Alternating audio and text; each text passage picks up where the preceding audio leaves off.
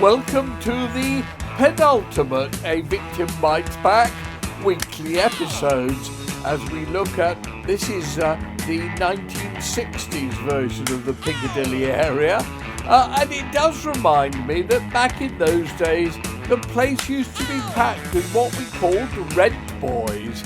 Sexploitation. Remember last week I attended a false allegations day, the falsely accused day at the Tower of London. Sexploitation is a much bigger topic than just people getting people to post photos of themselves with no clothes on. Don't forget using the law to break the law, a massive sexploitation problem. Often the very lawyers who failed in the defence of people like Andrew Malkinson and the sub-postmasters and Lucy Letby are the same lawyers capitalising on sexploitation by representing liars when they sue the usually acquitted falsely accused.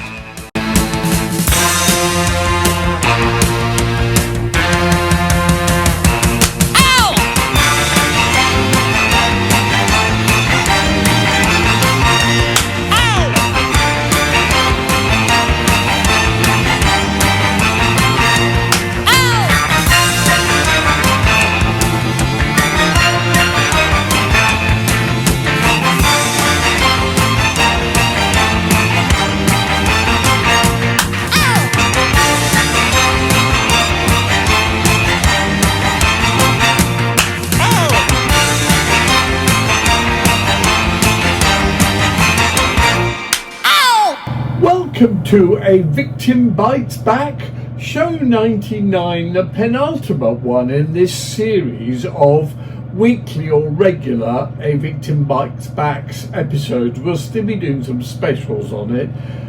As you probably have noticed, I'm not in my car at the moment. In fact, I'm in my toilet. My toilet of many mirrors copied from Lionel Bart in the 1960s when I bought my little house. And he insisted on coming round to take a look at it, and he said, oh, actually it's much better than mine. Anyway, here I am in the toilet, which I think is appropriate because you use the toilet to remove shit from your body, and it's therefore fairly appropriate that I should be talking shit with my mouth. Actually, I'm sitting on my toilet with the lid down. That will console you at least. I know several other people who could use this facility. I think Lawrence Fox, an actor I really admire, but he does tend to talk a lot of shit. Donald Trump likewise. Perhaps they should also broadcast from their toilets. Apologies if you're hearing a sort of rumbling as I'm recording these in my toilet. I have what I call a fart extractor in my toilet.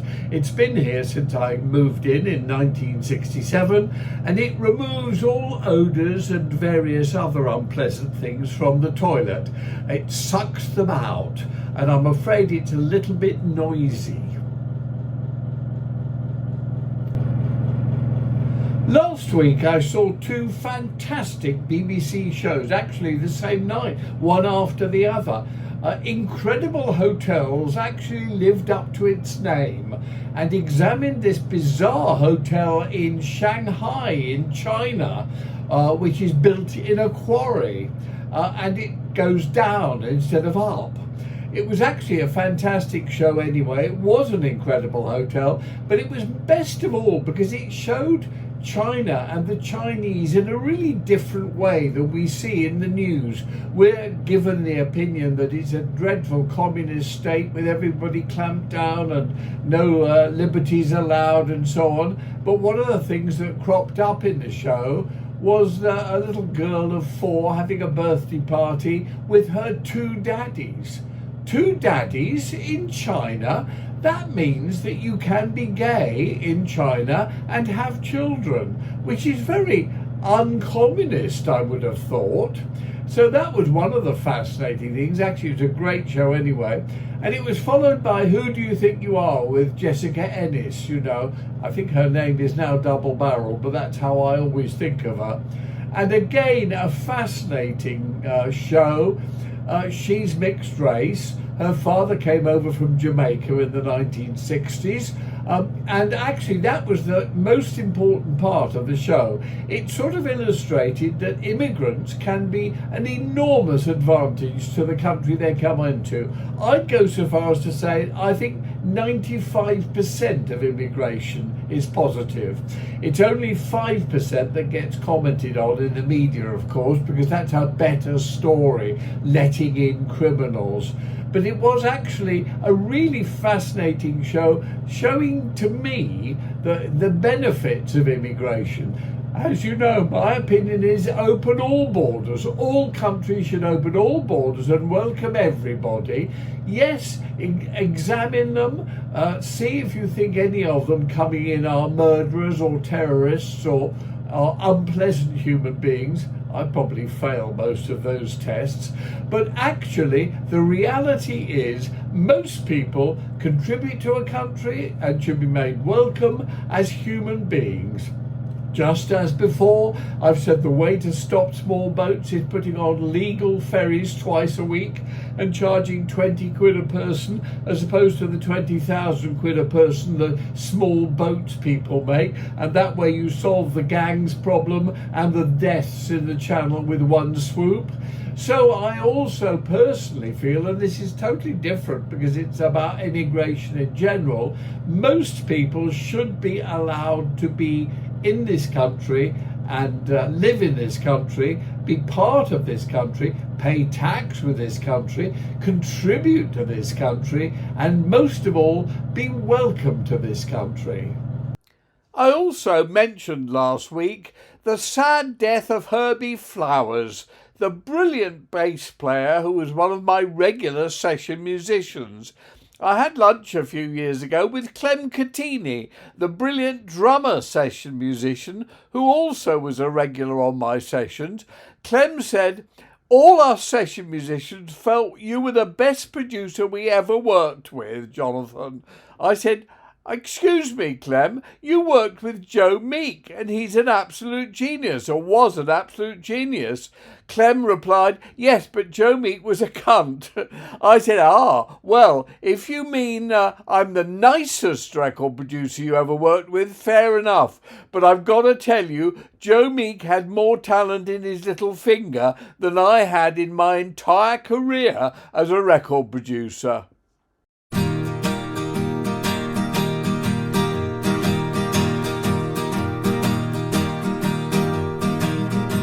I can't get no satisfaction. I can't get no satisfaction. 'Cause I've tried, and I've tried, and I've tried, and I've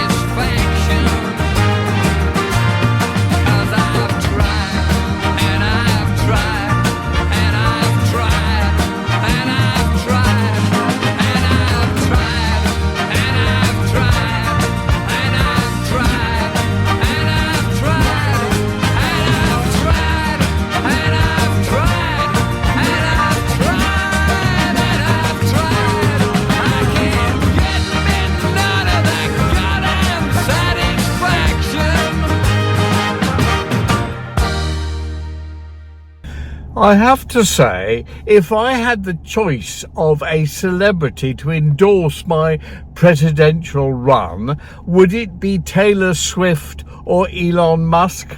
I'd go for Elon Musk every time. I think Trump is onto a winner there. Who on earth would want Taylor Swift backing their presidential run? Have you ever heard her lyrics?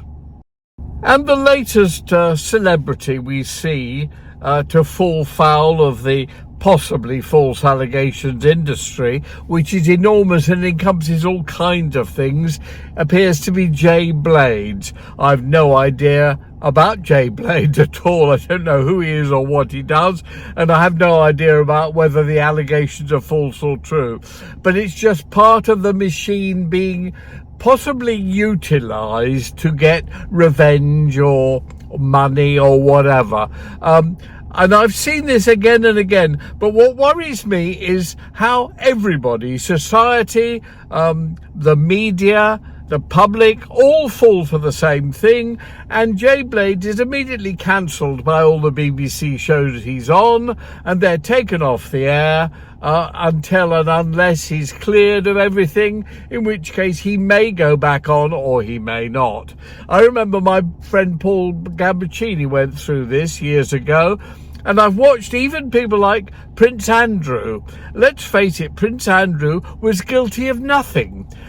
Yes, people will say he got away with it because he paid off the false accuser. But that's neither here nor there. Technically and actually and in reality, he was not guilty of anything, except perhaps paying off a blackmailer. Which I was always told you should never do. You should never settle one of these cases because they'll only keep coming back for more. But again, what worries me there is even his brother, the very sensible and my ex-roommate, King Charles III, he was only Prince Charles when he came up to Trinity College, Cambridge, into my rooms years ago. He seems to have been abandoned by his brother. His rumours have it, although I don't believe them, he's being turfed out of his home, all through being completely innocent of anything. Likewise, the way Prince Harry is being treated, he's about to be, or just has been, 40 years old. Good luck to him. He seems to be like a decent enough fellow, as indeed Meghan seems like a decent enough girl. They seem very happy with a couple of kids. Life goes on as normal. But essentially because she dared sue a newspaper and win, they have been completely wiped off the face of the earth by media, public and everyone else. Why? They have absolutely no reason. They've done nothing wrong. They've not even been accused of doing anything wrong. For heaven's sakes, where have we lost the plot of humanity? I've said it again and again and again. Society has gone bonkers. One of my great experiences in life was after having had a big global hit with Everyone's Gone to the Moon, which sold 9 million vinyl copies that I wrote and sang on. I was approached by somebody who claimed to be Marlene Dietrich. I roared with laughter. All this was on the phone because, of course, Marlene Dietrich was the biggest star in the world at the time. She was sort of the Michael Jackson or the Madonna or the Prince of that era, the 50s and 60s.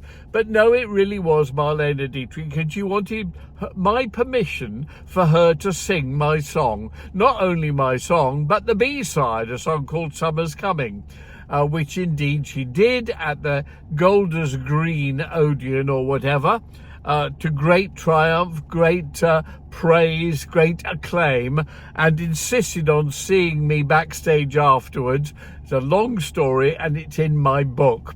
But her arranger at the time, and somebody who was very involved with her since the 1950s, was Burt Bacharach, a huge talent. Bacharach and David wrote some fantastic songs. I believe them to be amongst the greatest ever songwriters. But one of the songs they wrote, I recorded with a brilliant singer called Tina Harvey. Tina Harvey never really broke, but she did some great tracks. And I think her version of a Bacharach David song that was first released in, I think, 1961, and then covered by Jackie DeShannon in 1963, and it was a small American hit, but not anywhere else.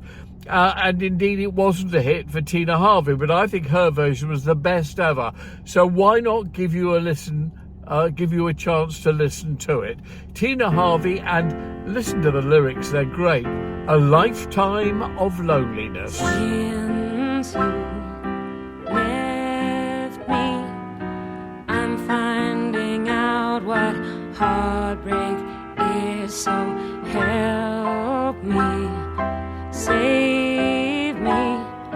You are the judge and I'm your prisoner. Don't sentence me to a lifetime of loneliness without your love. I would die without your love. I couldn't even try to carry on. I was born to love you. Spare me a life of loneliness and tears. I believe when love is true, one hasn't got the right to turn to someone new. One hasn't got the right to break somebody's heart the way you broke mine.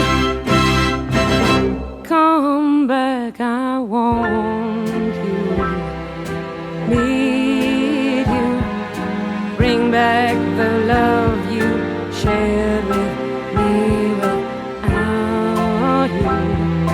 Darling, I'm such a lonely human being.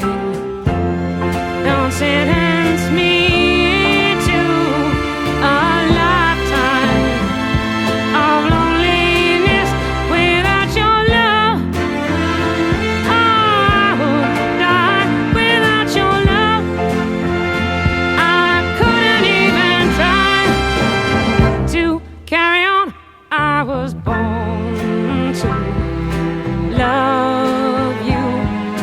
Come to my arms and rescue me.